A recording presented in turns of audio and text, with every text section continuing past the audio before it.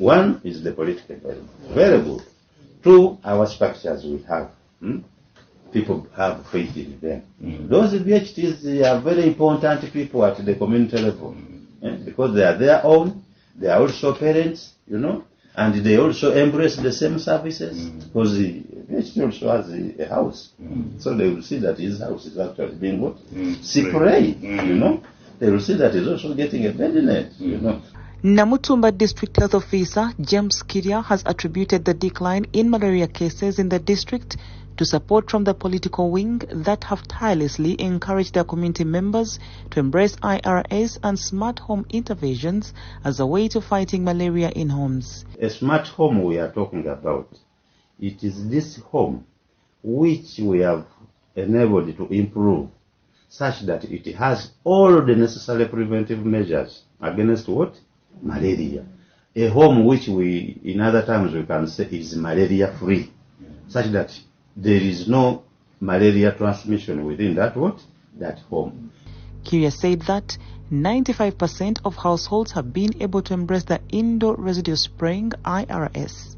IRS involves coating the walls and other surfaces of a house with a residual insecticide. For several months, the insecticide will kill mosquitoes and other insects that come in contact with these surfaces. Today, the 25th of April, the World Health Organization member states join in commemorating the World Malaria Day, an occasion to highlight the need for continued investment and sustained political commitment for malaria prevention and control.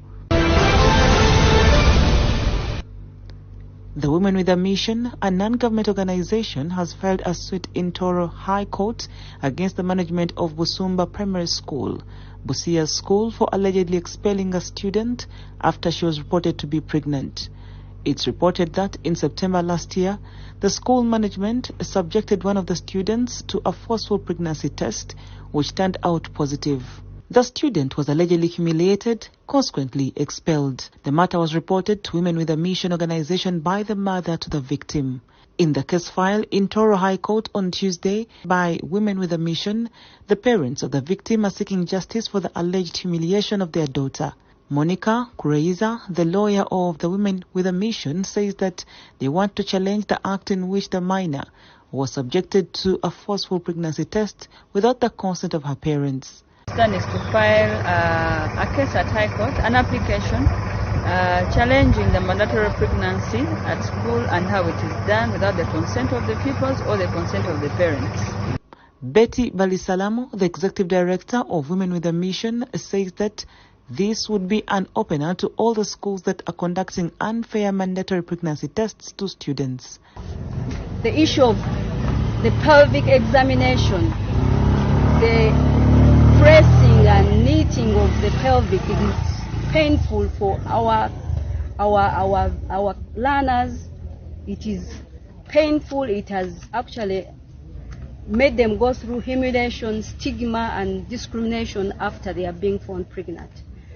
And we find that even after they are expelled, they have not been reconciled or even reinstated back to school, making them lose livelihood opportunities, including education, which they would have attained to be able to attain better futures.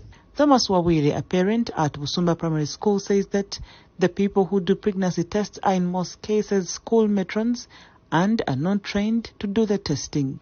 He asked government to deploy health workers in schools to do any kind of health screening among learners. It has been so hard for matrons to handle these children, especially the girl child, because there is no school that trains matrons, as far as I know.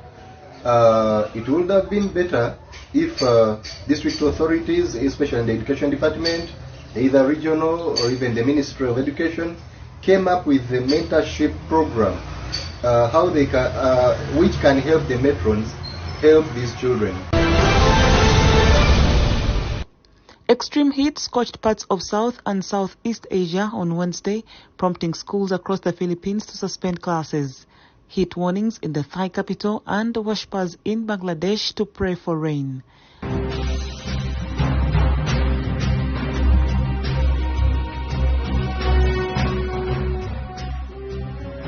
The high temperatures were recorded just a day after the United Nations said Asia was the region that suffered the most disasters from climate and weather hazards in 2023, with floods and storms the chief causes of casualties and economic losses. Extensive scientific research has found climate change is causing heat waves to become longer, more frequent and more intense. March, April and May are typically the hottest and driest months in Asia, but conditions this year have been escalated by the El Nino weather phenomenon. The heat index was expected to reach the danger level of 42 degrees Celsius or higher in at least 30 cities and municipalities on Wednesday, the state weather forecast said.